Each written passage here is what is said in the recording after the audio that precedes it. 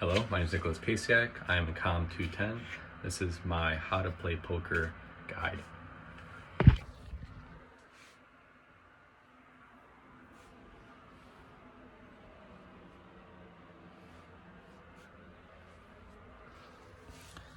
All right. Here are my cards. Here's my first card. Here's my second one. A little bit on the back from that one. Here's my second card. A little bit there.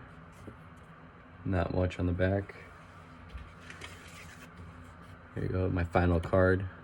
A little bit on the front, nothing on the back. All right.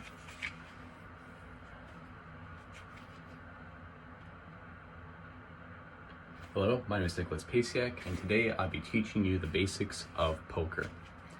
So starting off, what are some things you want to do? First, you want to grab a group of friends, individuals, and you want to start a game.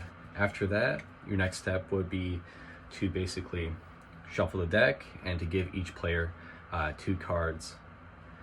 And finally, you want to assign monetary value to chips. These chips act as a way of placing bets, and you do different types of buy-ins, and this is overall how you keep the momentum in the game.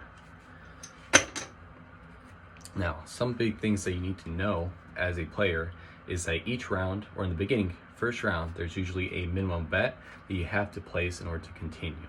And this is meant so that you're not just sitting there with whatever junk cards and allowing the game to continue. One thing you can do as a player is you could place bets in between each round to basically show the value of your cards without telling them. And other players can also bet, and you have the option of calling that bet, which means you put in the same amount of chips they have. And this is a method of obviously putting value on what you have.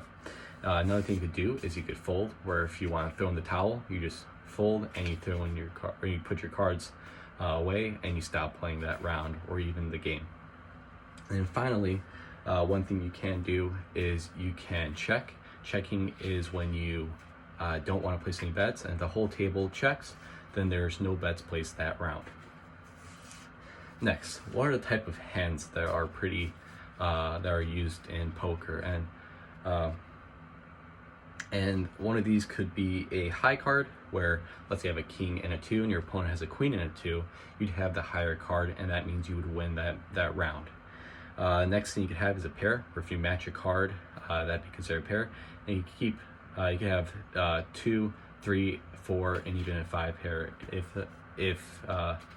depending on how you play or how the game's set up. Next thing you could have, which is a little bit more uncommon, is a straight, which is a continuous amount of numerical values, where that's pretty uncommon, but it's still a pretty good hand. And then a flush is when you have the same type of suit. So if you have 2 spades yourself and there's 3 spades on the board, and that means you'd have a flush, which is pretty good. And after that, you get a full house where you have 5 pairs. And then finally, more uncommon and more rare ones would be a royal flush, where you have high cards and then the suits also match up. So that'd be a very great hand to play, and it's most of the time a winning hand. And then finally, you can have a straight flush, where you have a lower numerical value and the same type of suit. Now, what are ways you as a poker player can get better? First thing you do is practice. Practicing is a very key part. You can play a lot of mobile games that don't require you to put any real money in, and it's just for fun and sort of get the overall knowledge better and to improve your skills. Another thing you can do is watch professional poker, which is pretty fun. And hopefully by the end of this video, you can sort of watch a game and know what's going on. And finally, another thing you could do is study the body language of your opponents to sort of decipher if when they're sort of getting more excited or a little less excited, depending on what hand they get. And also, a key thing is maintaining your poker face. You want to stay as straight faced as possible. You want to encourage your opponents that whatever cards you have in your hand are not good or bad, and this just helps to make the game more fun and enjoyable. Thank you for watching.